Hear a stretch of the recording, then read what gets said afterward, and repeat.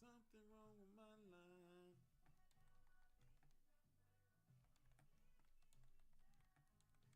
Telephone man, there's something wrong with my line.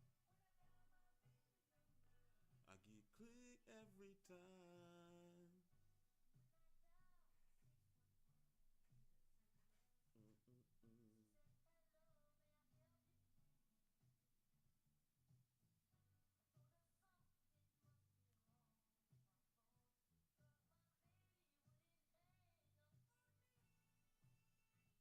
Mr. Telephone Man, there's something wrong with my line. When I dial my baby's number, I get click every time. Mr. Telephone Man,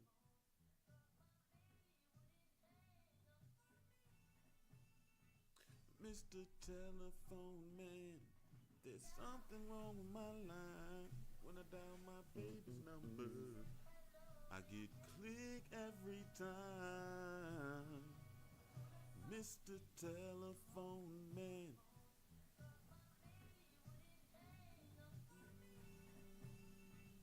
Mr. Telephone Man, there's something wrong with my line. When I dial my baby's number, I get click every time. Mr. Telephone Man.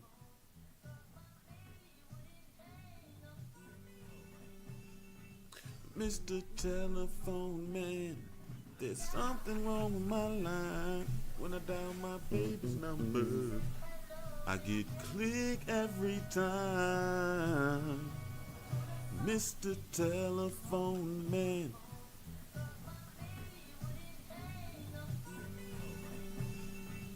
Mr. Telephone Man, there's something wrong with my line. When I dial my baby's number, I get click every time. Mr. Telephone Man.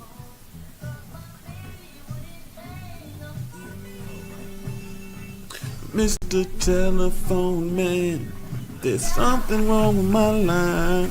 When I dial my baby's number, I get click every time. Mr. Telephone Man.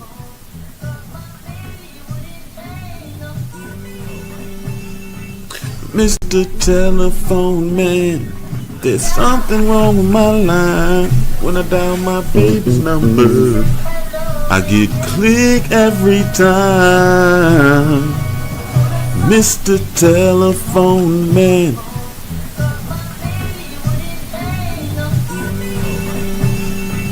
Mr. Telephone Man, there's something wrong with my line.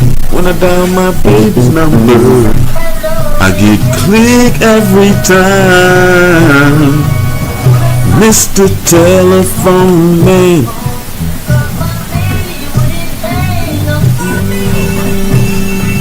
Mr. Telephone Man, there's something wrong with my line. When I dial my baby's number, I get click every time. Mr. Telephone Man.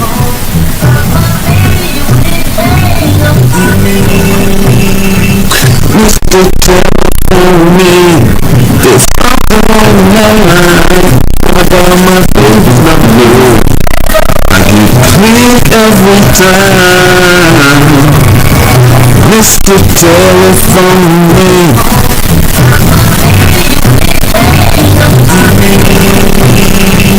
Mr. Telephone Man, there's something wrong with my line.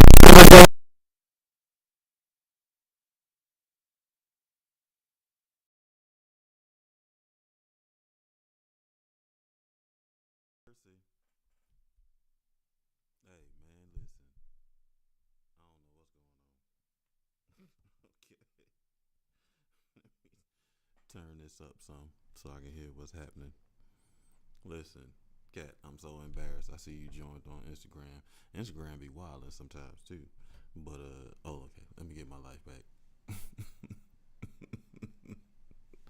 Let me get my mind right. I'm sitting here talking to you and I ain't even on camera. But listen, I'm so embarrassed, right? I thought I was being smart, right? Because I thought I was listen. I got a new that's why I got these headphones on. I'm trying to make sure it works. But I got a new sound thing for my mic or whatever, right? So, but it plays a little bit of everything, right? And I thought I was being smart, and I cut my mic down, right? But unfortunately, I did not, right? So I was just singing my little heart out, girl. I ain't even lie to you.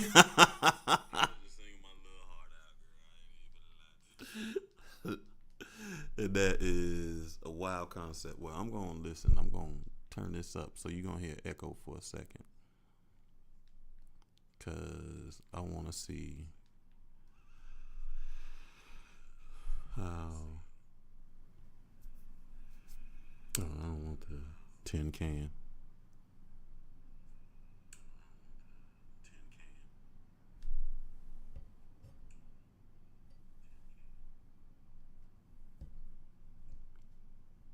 Trying to adjust my gain. So got a new soundboard. So I went ahead and invested in something that would be a little better than what we've been dealing with since last week we ain't had a show because of sound issues, and I've been replacing my soundboards, what seem like yearly, every year, which is it's no bueno. It's no bueno, right? So I what did I do? Yeah, so I invested in one that might be a little bit quality, and it came with all types of programs where I can adjust it and um, fix the sound, but it's a learning curve, so that's gonna take a little bit. But when I not on the show on this weekend, when I am at the Stone Show, I'm gonna mess around and do some work, try to get the sound together. Join the live. Okay, so now we can get started. I'm on here. Glad to see you. I hope you've been having a fantastic start to your week. I know it's only Tuesday, but it is a fantabulous Tuesday. It's been a good day for me. Who am I? If you're new here, this is Swami Live, and what we do here is we discuss all things healing through conversations, through activities, through live energy readings, a bunch of different ways that we do that. And you can catch us every Tuesday and Thursday. Not every, because I skip one, but 95% of Tuesdays and Thursdays, you catch us here live at 7 p.m. Eastern on mostly everything: YouTube, Facebook, Instagram, Twitch, and supposedly TikTok. But I don't know. I think TikTok and Streamlabs have some kind of unwritten beef because they keep restricting people with Streamlabs for no reason, right? And last time it happened, you remember last time Wayne streamed on TikTok, the same thing happened. And Streamlabs helped us. We reach out, they fill a report, they contact TikTok to help us out. But this time they're like, nah, you on your own, cuz.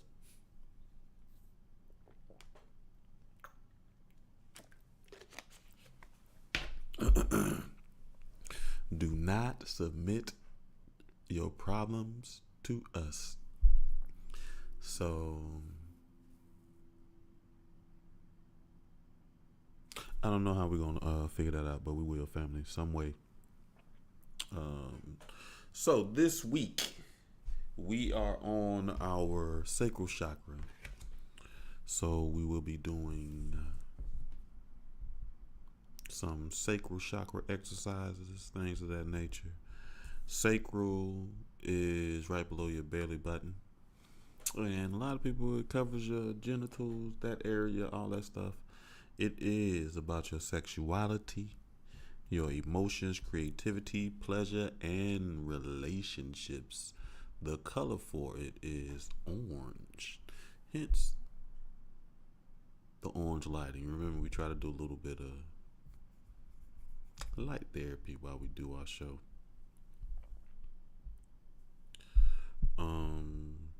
The element for your sacral is water. So we'll be doing a water visualization tonight. And there's some stones that are good for your sacral. I want blue tiger's eye, but that's for something else. But tiger's eye is good.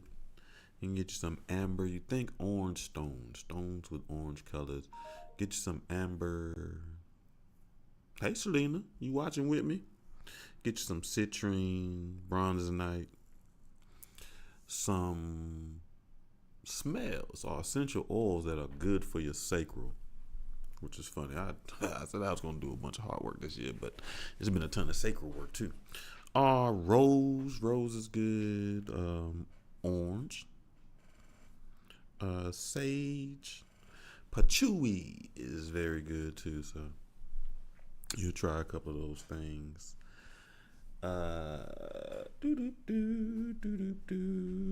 Liberty, where you at? So I know what voice exercise you want to do. I mean, not voice. Or breathe. Oh no, I know what breathing exercise we're gonna do. So I'm gonna do a bowl, but I got a new breathing exercise for us that we're going to do. It's not new. Some people may know about it. It was my first time hearing about it, but I do think it was a great breathing exercise. And it is called 5-4-3. I will explain it as we get there.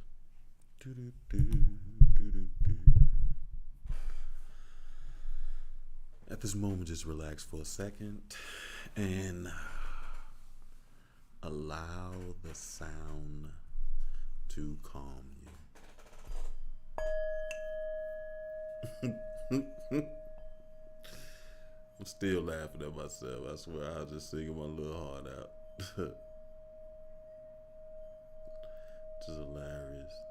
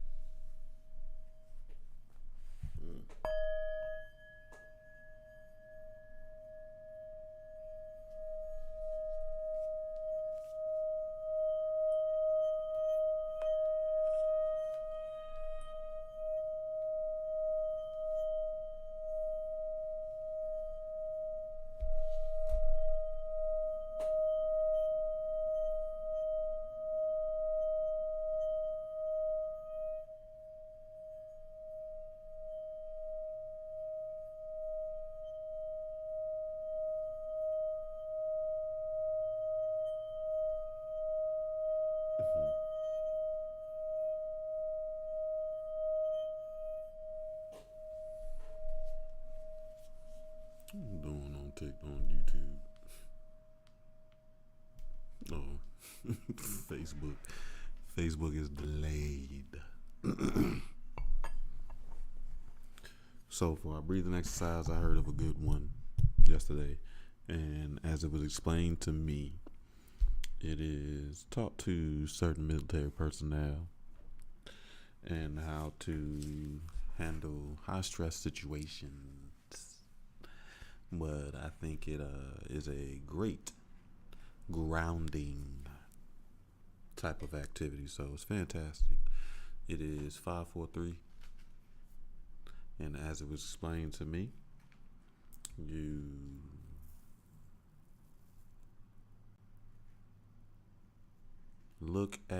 you point out 5 things that you can see in your environment. You point out, and then take a deep breath, and then you point out 4 things that you can hear in your environment, and then you take a deep breath, and then you point out 3 things you can touch in your environment, and then you take a deep breath, right? So, we're going to try that tonight for our breathing activity. And I want to try it too because it's actually one that I can do with you all. So, you can use your mind's eye or your actual eye, eyes open or eyes closed. So, I'm sure you're very familiar with your environment. Maybe you switch, close your eyes, start with your eyes open, close your eyes, but get in a comfortable position. Allow yourself to be able to relax and listen to my voice as I guide you through this breathing exercise.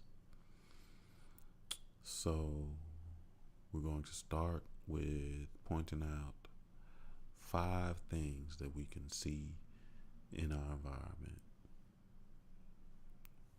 Ready? Go. Point out 1 thing. It's 2 things that you see. It's 3 things that you see. What's 4 things that you see? What's 5 things that you see? And take a deep breath. And release. Now, what is 4 things that you can hear in your environment? What is 1 thing that you hear in your environment? What is 2 things that you hear in your environment? I hear the sound of the fan. I heard the laughter of a child, of a kid that's a little older than a child.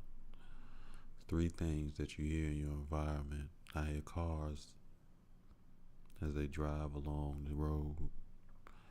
There's 4 things that you hear in your environment. I can hear the wind from my AC blowing through the vent. And take a deep breath. And release. What is 3 things that you can feel in your environment? What is 1 thing that you feel in your environment? I can feel this desk. What's 2 things that you feel in your environment? I can feel the comfort of the arms of these chairs. What's 3 things you feel in your environment? I feel the moisture in the skin on my forehead. And take a deep breath.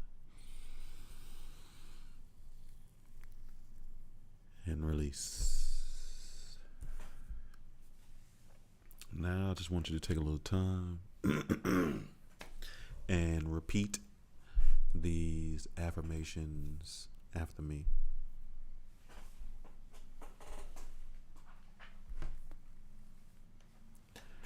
I am a creative being. I deserve to enjoy life. I am emotionally balanced. I welcome sensuality into my life. I am worthy and lovable. I am a creative being. I deserve to enjoy life. I am emotionally balanced. welcome sensuality into my life. I am worthy and lovable. All right, family. That is our chakra cleanser set. We hadn't heard from our homeboy in a minute. Hope everything's grand and okay with my Sierra. Oh, brother. All right, we're going to get this party started. Do. Not that. No. Ooh. We got a lot going on. So, this week's show, we're going to continue our discussions where we've been talking about tools for letting go. And we actually will have been answering prompts to help us really assess our relationship with this idea of letting go. These words create ideas, emotions, thoughts, all types of things. So, really being able to heal it or recapture it, we really have to start thinking about our relationship with some of these words. So we will continue answering some prompts, but we'll start with a little general conversation. You know what I mean? So we always talk about how we need to be aware enough to excuse me. Jesus Christ.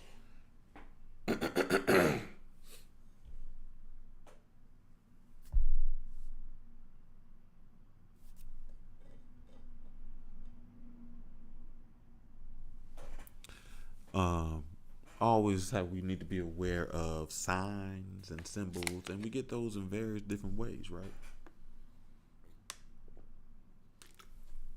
Low-key, I just want to share something with y'all. It was something that I thought was exciting for me, and one of the ways I think I get messages is through dreams. And I promised the other week, last week, last week, we didn't have the show. So last week sometime I wound up having this dream, right? And I remember it vividly because I was so focused on building coral, like coral reef that you see on TV that's endangered certain parts of the ocean, the coral reef. I was like just focused on building with the coral reef. It was a bunch of flat pieces, and I was dealing with every color of coral.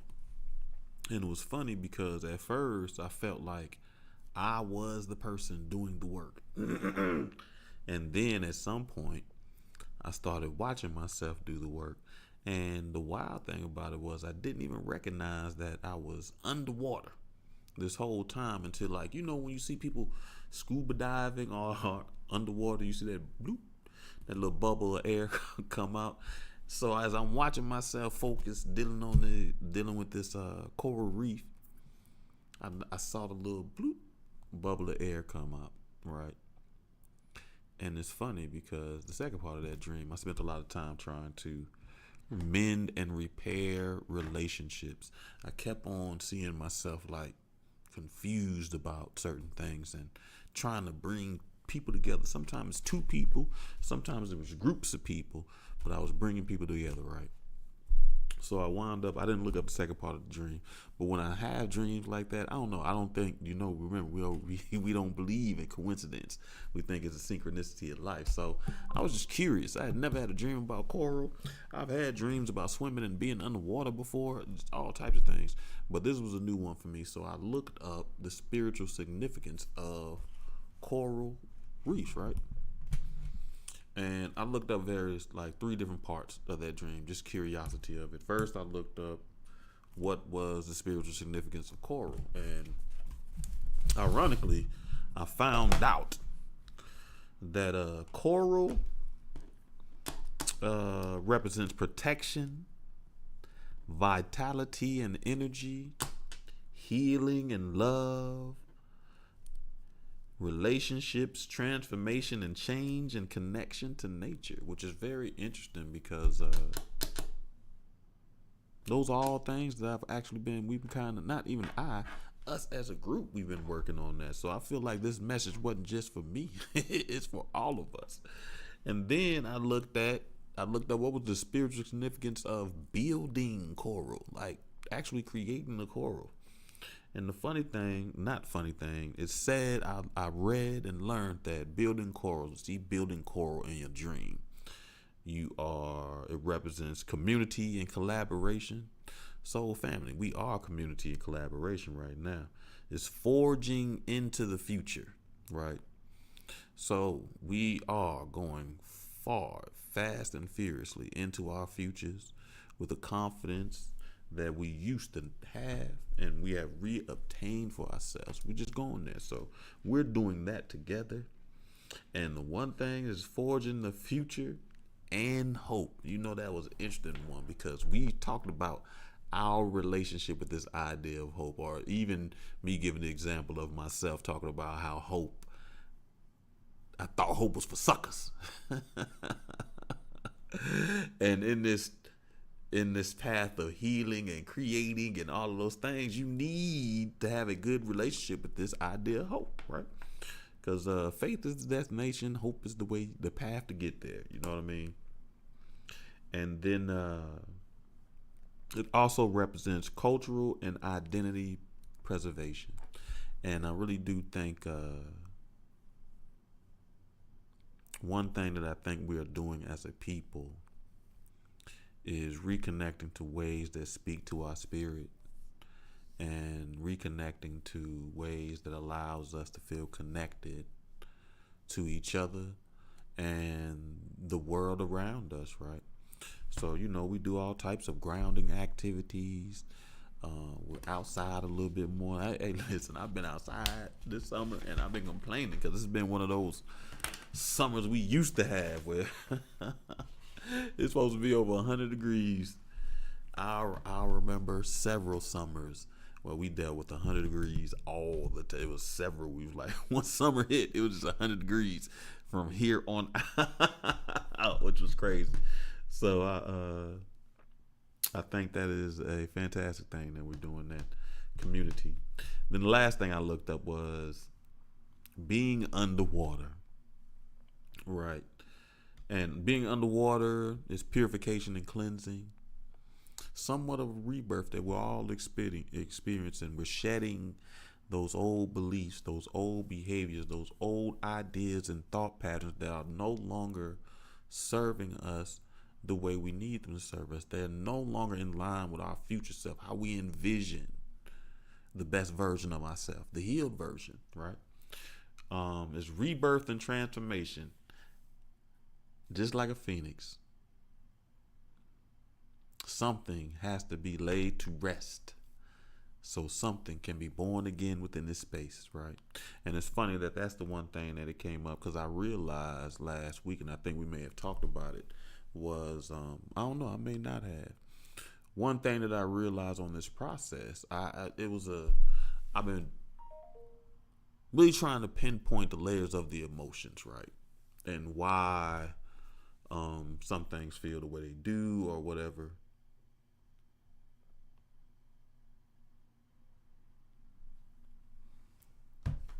Okay, I got distracted. But rebirth and transformation. I've been really trying to focus on my relationship with certain feelings and emotions and things like that. And I really do think it's a time for all of us that energetically I recognize that in this process of letting go and leaving things behind and building new relationships, there's something that I don't think that we may recognize enough, but I recognize in me. It's there's a grieving process that we're also going through. All this forward progress, all this healing sounds good, but you do have to lay something to rest. And it's funny because I said to myself, I was just sitting here, which go deeper, because now I'm a little comfortable sitting there. I'm sitting here thinking, and I'm like, man, I recognize that I'm grieving a person that I never was. And I'm curious to how many of us are grieving people that we were never supposed to be in the first place, the people that we became to navigate life. Right. And as we let that person go, as we let go those routines, thoughts, and ideas, there is a grieving process. That is a symbolic death that has occurred. And you can grieve those pieces of yourself that will no longer be to the forefront. But you understand that they're always going to be a part of you, right?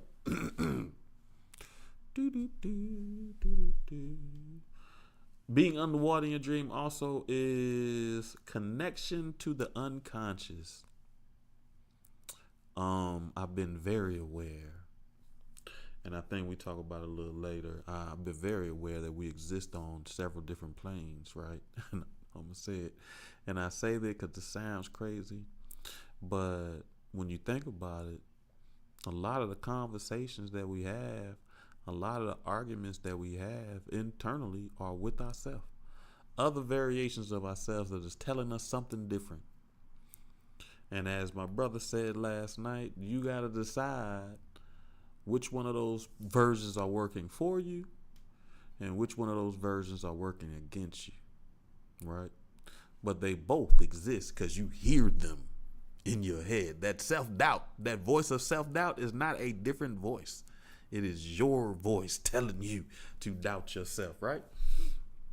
So connection to the unconsciousness, recognizing the different versions of ourselves that exist inside our body, a different level of consciousness and how they communicate with each other, because they do, right? So last thing I want to say, what was great about this, I think it's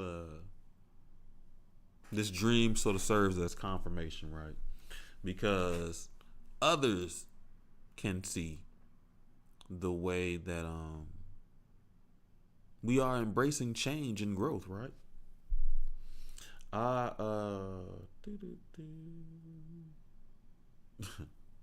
Talking with a friend, and I tell them that there's a new routine that I'm breaking between my diet, we talk about it a lot. Well, as a matter of fact, I talk about this is access to sexual discipline, which is good, sacral work, making sure I'm in a good space or the right space for even that, and diet and exercise and how I share my body, all these things like that. And a friend said to me, like, dang, you changing everything. And they weren't saying it as a negative context. They were saying it in a positive context. They acknowledged the amount of work that I have done, and low key, the work that we as a group have done together, because the person that was saying it to me has done work themselves. You feel me? So their eyes and their awareness is open. And sometimes it's easier to see it in others because, of course, we are our biggest critic, right? So we understand that. Outside of that, one major emotion that I've really been having the opportunity to assess is my relationship with fear, right? And specifically, the ways that fear just shows up in my life, right? And I'll say it all the time, and people don't know me to be a scary person, right? So, but it's so funny, the irony behind it, because I'm not. I'm one of those people who are not afraid of anything and scared of everything at the same time. And it's so ironic the way it's so, I don't even know if ironic is the right word, but it's so eye-opening. It's such a sobering moment, especially when I catch it happening. And I pause and I think and I hear that version of myself that's afraid talking to the version of myself that wants to be confident, right? And I hear the version of myself telling myself that, hey, that's scary, right? And I got to tell that version of myself, no, it's not scary, right? So one way that fear has shown up crazily and is in connection, I'm glad we're having this conversation and we're really talking about our relationship with this idea of letting go, because fear shows up randomly with the most random things. And it's usually routines, right? So I think like change. Some change is very easy, and I don't think much about it, right? So when it was time to change my diet, and I've done this a couple of times, my diet has changed over the years. When it's time to change my diet, it was easy. No fear, no awareness. I just did it. Even my friend was like, yo, you did this like cold turkey. But then there are other patterns. Whether, so like for example, during the COVID, they talked about how many people had picked up drinking as a habit. And during the COVID, I was drinking. And when COVID went away, I was still drinking every day, right? And I remember when I started convincing myself to break that habit and that routine. And it would be so ironic how many times that I'd feel afraid, knowing that I really don't, this is not something that I need, but it's become a part of my routine. That I begin to, that fearful version of myself that I hear begins to say, well, what are you going to do if you don't do that? Or what are you going to do if that doesn't work? And in some way you have to find the confidence within yourself to tell that fearful version of yourself that you will no longer be afraid. That will not be the version of yourself that takes the forefront. Right? And it really, the other thing that version, that fearful version really reminds me of, the comfort is in the routine, not in the safety of the space, right? So it can be like, so we all know, and I'm using this as a real life example, drinking is a bad thing for you. And if you become addicted to that, you got shakes, all types of things, right? And knowing something like that, you keep the routine. It can be food. We're using alcohol, and alcohol may not be the routine that you're breaking from. That was just an example. It can be food. I love snacks. I love cakes. That is a routine that I'm breaking from, right?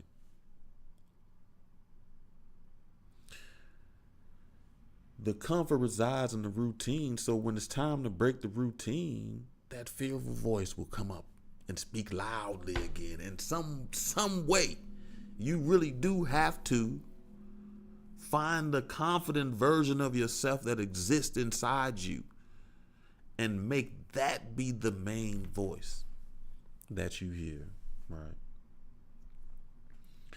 Another way that fear has showed up very interestingly is around this relationship and this idea of loneliness, right? And normally when well, not even normally, loneliness can be a triggering space, and not loneliness, but actually being alone can be a triggering space, right? Because I was one of those kids that spent a lot of time on punishment. So we've talked about it before, how it's easy for the subconscious to relate that being alone to you've done something wrong, right? And so I can find myself, I can recall, I can, like my man said, like I replay back the tape of moments where I would go very hard or put a lot of effort and energy into avoiding that feeling, right? And then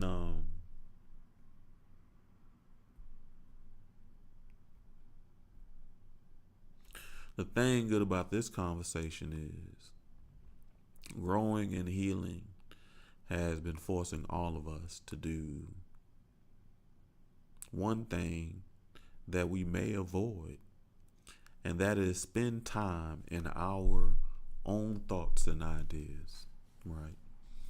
That solitude, those times where you find downtime, you don't avoid it, right?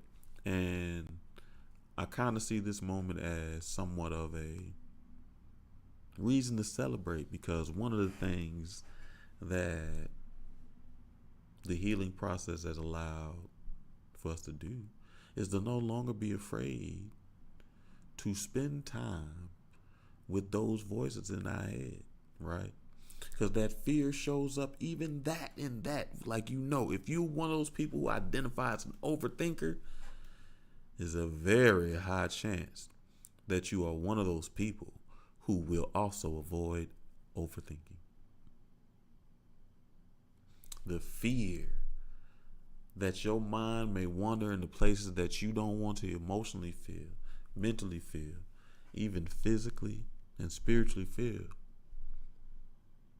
So either you turn it off, or you busy up your life with so many things that you'll never ever have the time to be alone with your thoughts, right? But since we've been doing that, been working and growing and healing, we are feeling a lot better with being alone with our thoughts, right? And being alone with our thoughts has given us answers, has created a space of comfort, has given us a feeling and an energy of love. Sometimes we focus on all the directions that we don't want our thoughts to go, that we can forget how many of the directions we do want our thoughts to go in, and the directions that they do go in for us, right? So I say all that too for an opportunity for you to be able to assess your fears. Do you have an interesting relationship with that? Comment. Somebody talking to me on Facebook.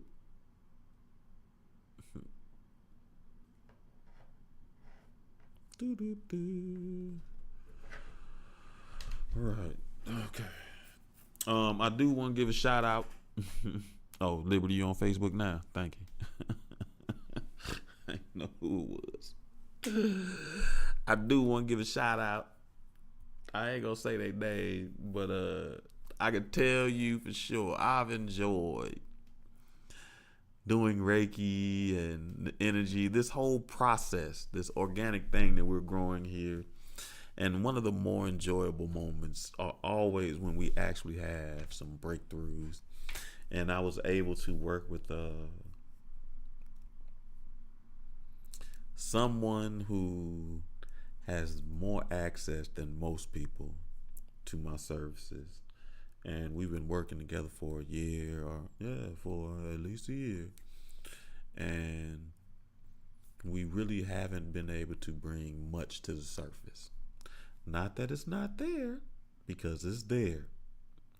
It's just that really our experiences become so much of a part of us that fear can show up too. When we have to let go of those experiences, it feels like we are letting go of a piece of ourselves. So in this healing process, or when I'm doing Reiki, everybody is able to release in their own time. It's when they recognize that those pieces of themselves are very heavy, or they're not even pieces of themselves. So it takes a little time. Some people are ready to release. Some people aren't ready to release. And that not ready to release is partly because they really don't know what to release. So it takes a little time to bring it to the surface. But we've had some people bring to the surface, and I was crunk, because I swear, I promise you, I'm talking to this person, and we sitting there and we talking about the energies. This energy is funny, because a lot of us have this energy. This person helped me recognize that I carry this energy. Their heels were so hot, like they're always on their heels, right? And all I can think about, the only thoughts that kept coming in my mind is this idea of, if you stay ready, you ain't got to get ready. And I learned, I was a person that lived by that. I lived by that, stay ready, you ain't got to get ready. And I live by that in the majority spaces of my life. Stay ready, you ain't got to get ready. But that Reiki session helped me recognize the other side of the coin of that. If you stay ready, you ain't got to get ready. When it's time to relax, you don't know. So you struggle to relax. I struggle to relax. You're struggling to go to sleep. You're struggling to get enough rest. I remember I told you when I went and got that massage for my birthday. I was gifted the massage for my birthday. I remember trying to move my arm. I let her move my arm, but I still was like, So I'm so excited that we had a little breakthrough. And then I had another personal breakthrough. Dead serious. I've been hearing a lot about this idea of semen retention for men, right? And normally when I hear men talk about that idea, it sounds absurd to me. Like, I get the purpose of it. I get what you think you're doing. But it sounds absurd to me. Even if I do that, I'm not going to call it that.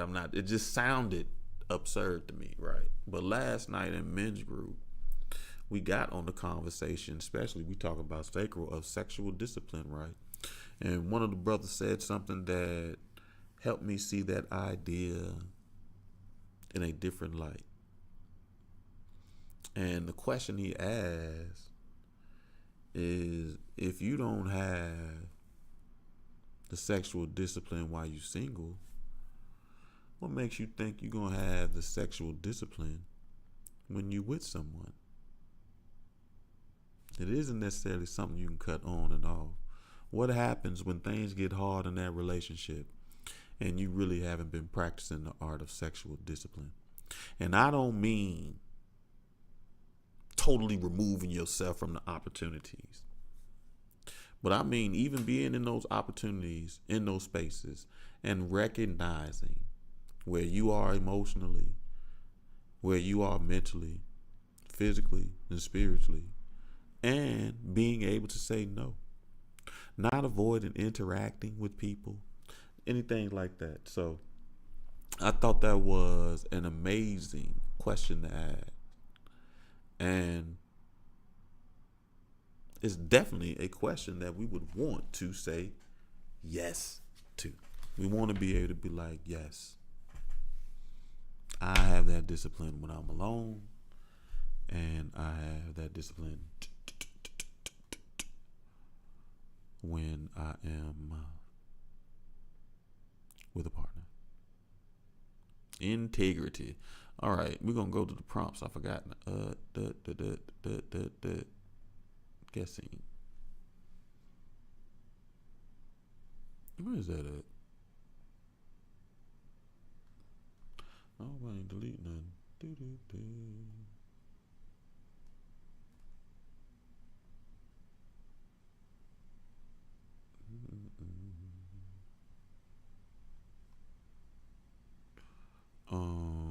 Give me a second, family. You know we gotta do it all together. Let me up that. Open you back. No, cancel. Yeah.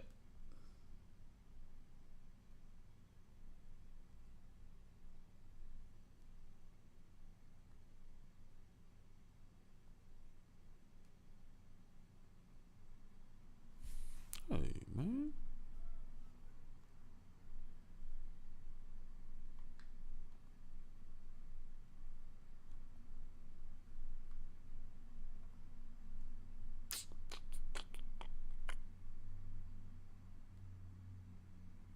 Oh, duh.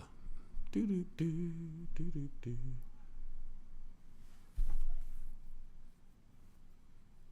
Had it been a snake, that bit me.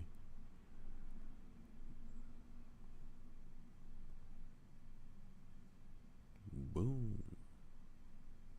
All right, family, we got our lives together. Libby, are you talking? I don't know what's going on. Ain't no comments, ain't nothing. You mad because you're not on the TikTok? Oh my God. I know that. Jesus Christ. I know you a TikTok fan. And Lord knows what Toddy has. She probably trying on Twitch.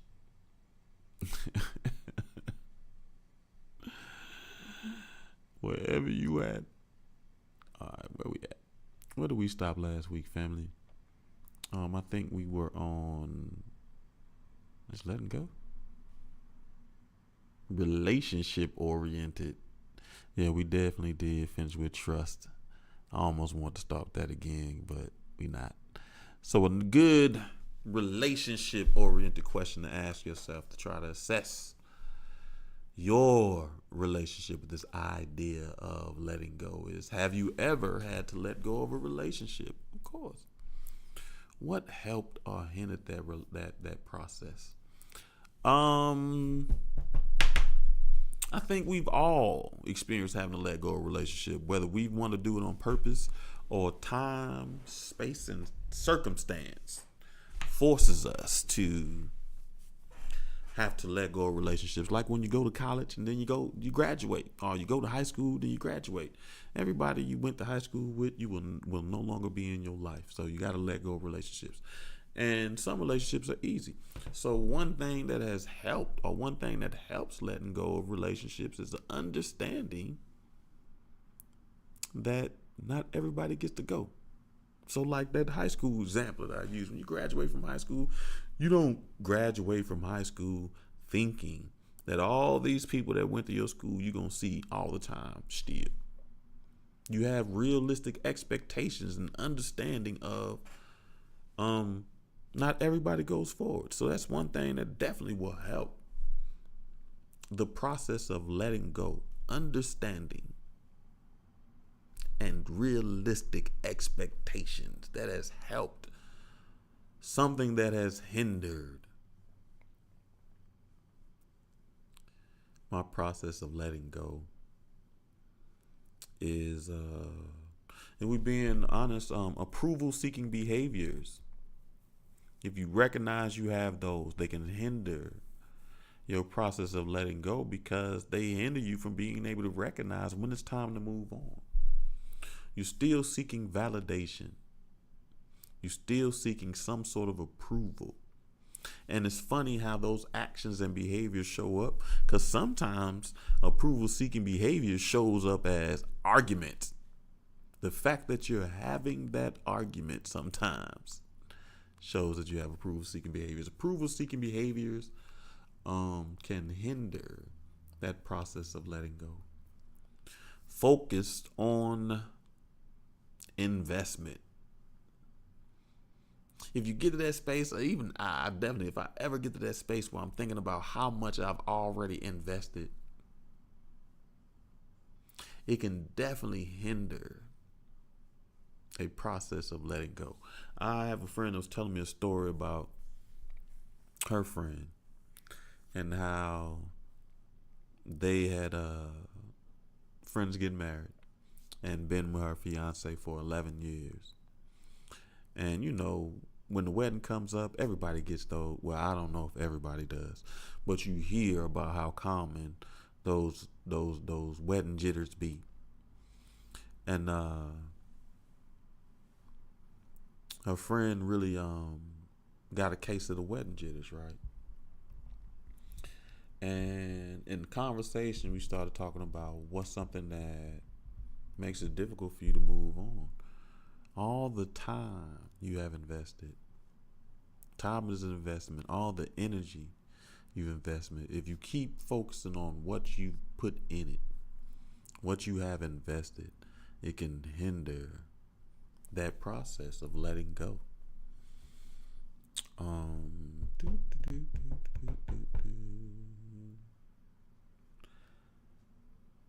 I think something else that can hinder the process of letting go is identity. If you are letting go something that is a piece that you consider a piece of you, a part of your identity, it will hinder the process of letting go. Because truly, how do you let go of something that you think is you? How do you let go of a piece of you? If you're known for this, how do you let that go? Right? I laugh.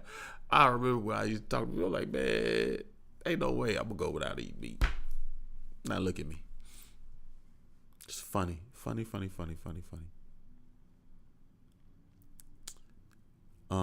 You may think of some other ways that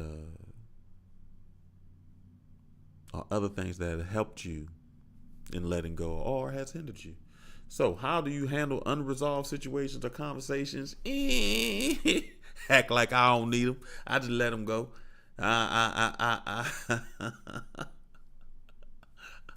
Avoidant behaviors will show up. I'm laughing because I know I'm not the only one. I've had people use avoidant behaviors on me, so I know that's not the only thing. How do you handle unresolved conflict? Unresolved situations or conversations? A lot of times I do really let them go. Now, letting them go can be very interesting because the reason why I let them go can be a bunch. You know what I mean? I may not see it worth it. Sometimes I feel like I was deserving of the treatment, being realistically. If it was something bad, I feel like maybe I deserved it. Right, wrong, and indifferent. We talked about may the bridges we burn light our way. So those are unresolved situations.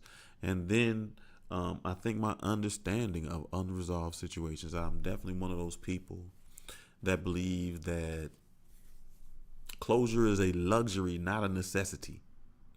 So there are plenty times in life that you will have to move forward with unresolved situations. You have to find some semblance of normalcy in your life with these unresolved situations, right?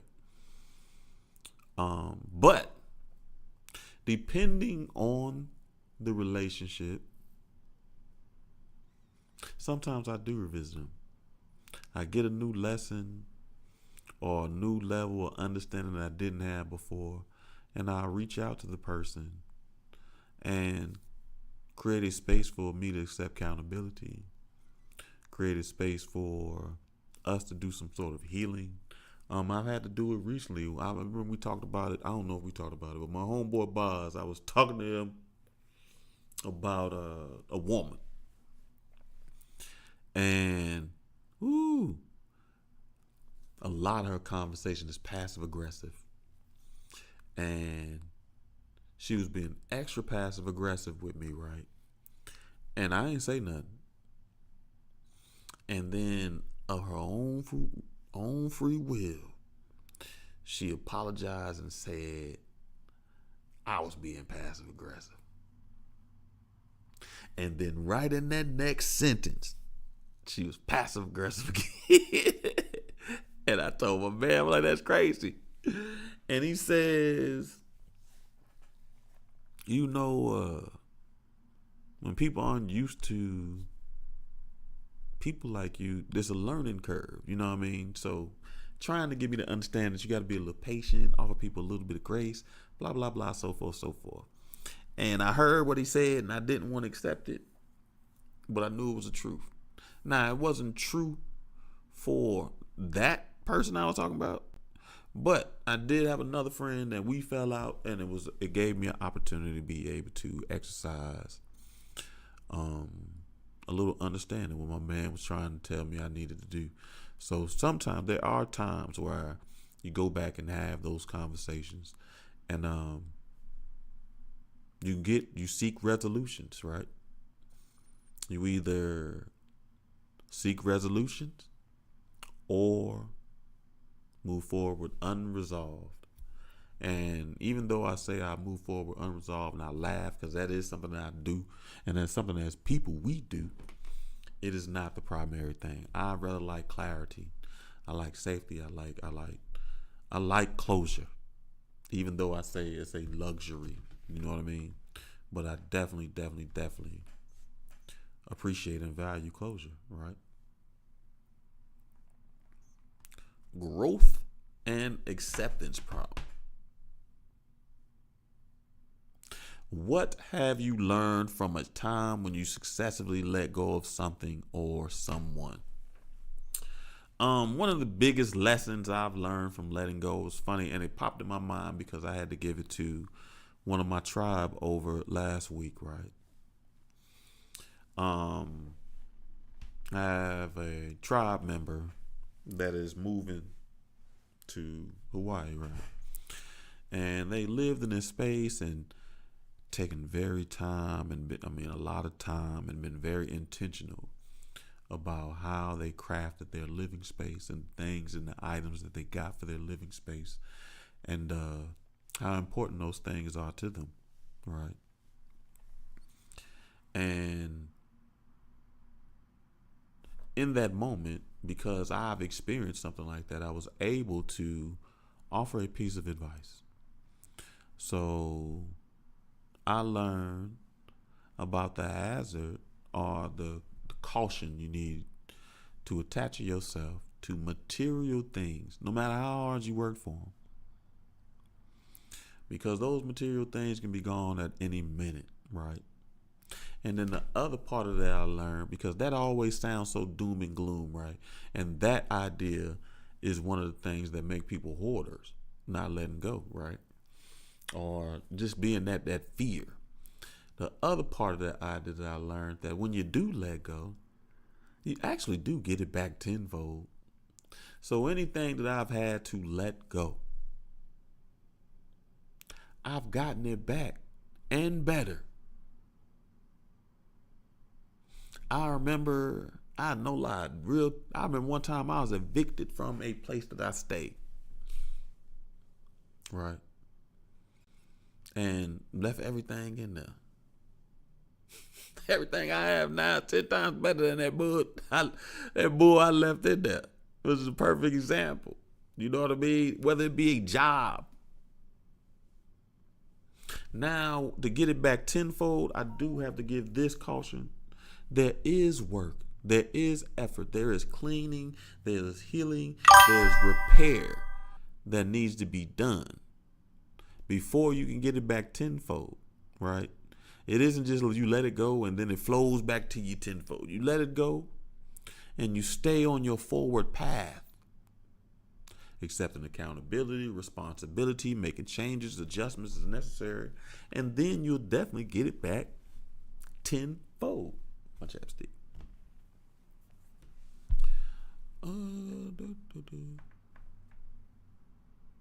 What? I think that's a fantastic question. What would your life look like if you fully let go of what's weighing you down?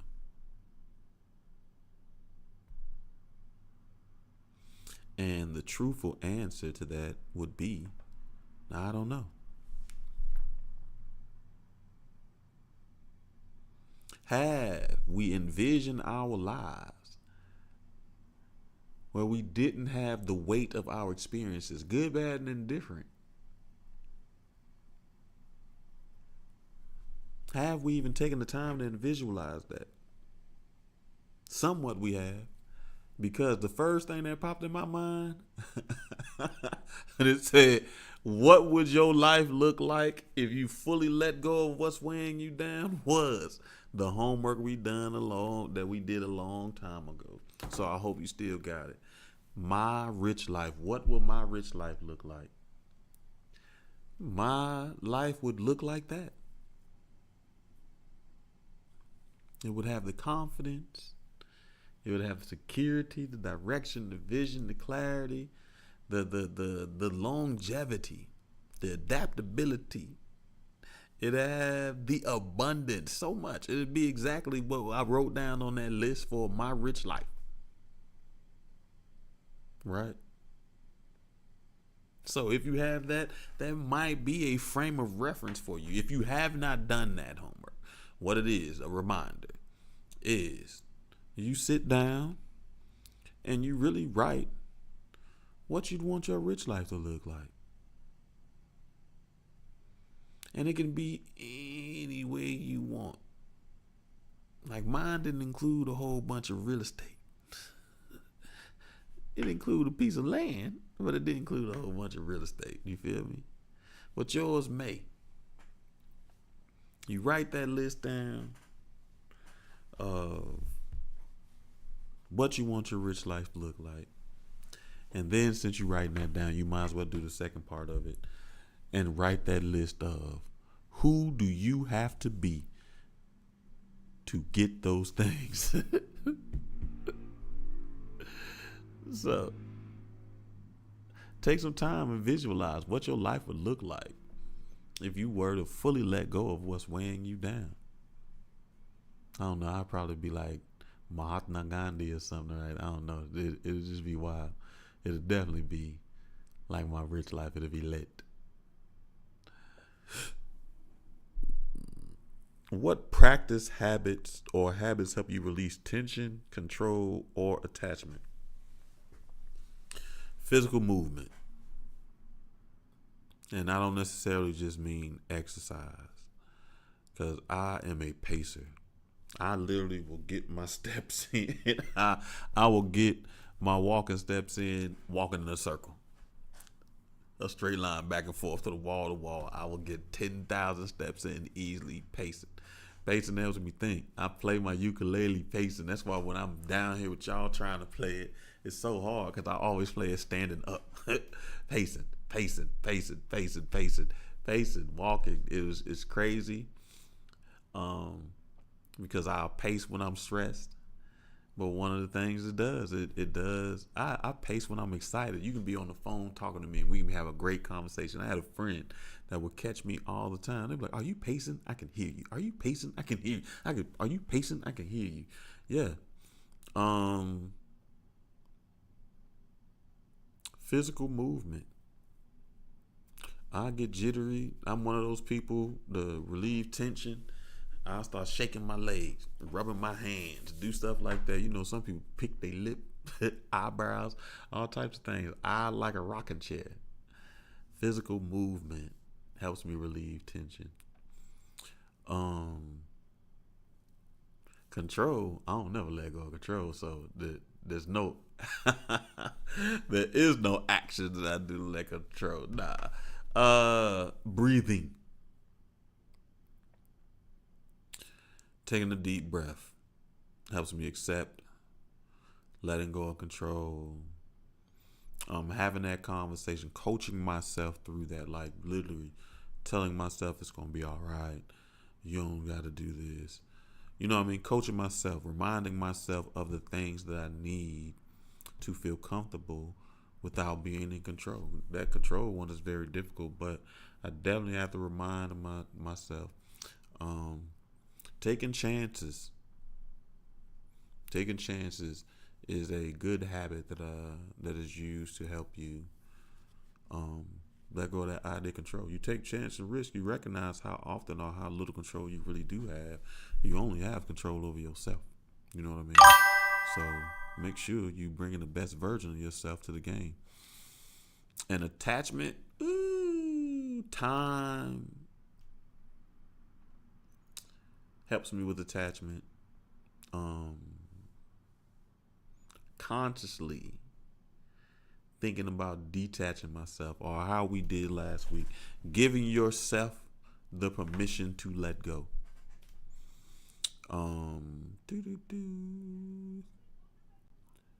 Give myself permission is a very good one. You should be able to give yourself permission. It is a fantastic habit. Something that's good, our grounding exercises. This show is good for all of these things. The chakra cleansing, the affirmations, Reiki is fantastic. Hoppe has helped me tremendously. All of the plant meds have been great on this process of releasing tension, control, and or attachments. And ironically, Visualizations do, because a lot of times when it comes to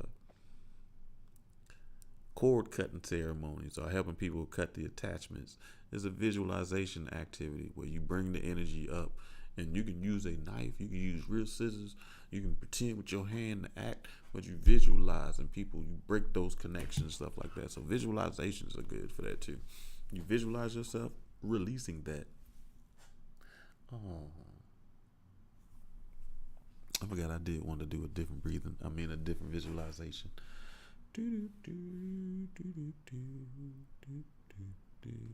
All right, family, that's great. We went through several different prompts for us letting go. Really take some time if you're with us and answer these questions. Whether you have a journal, have a conversation with yourself, be better. Bring your tribe into and ask people that you care and you trust, or people that are doing on the same path as you. Some of these self-reflections, mindset and belief prompts, relationship oriented, growth and exception, or create your own, but have that deep conversation to be able to assess your relationship with this idea of letting go. So family, that is this week's show. We just talked a little bit about being aware of the signs and several examples of the signs and awareness, the opportunity that life gives us to be able to assess our relationships with feelings like fear or this idea of letting go. And we continued our conversation on prompts. Well, we continue our conversation on tools to letting go by responding to prompts that help us assess our relationship with this idea of letting go, right?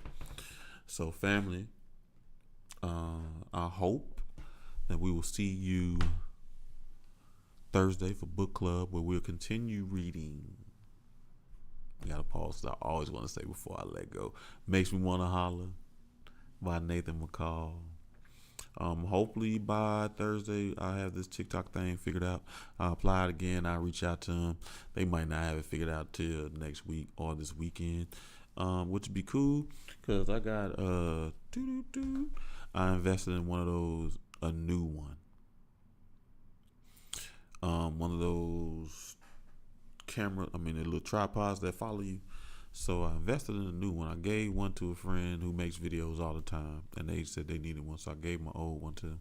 But I got a new one that I really love. It's like a 3-in-1, and I just been looking for a reason to use it. So use it. But anyway, I hope to see you here Thursday. If we don't see you Thursday, I hope to catch you next Tuesday for another episode of Soul Swami Live, where we continue discussing a new topic on healing. We really do need to go back to our apology language. So we may revisit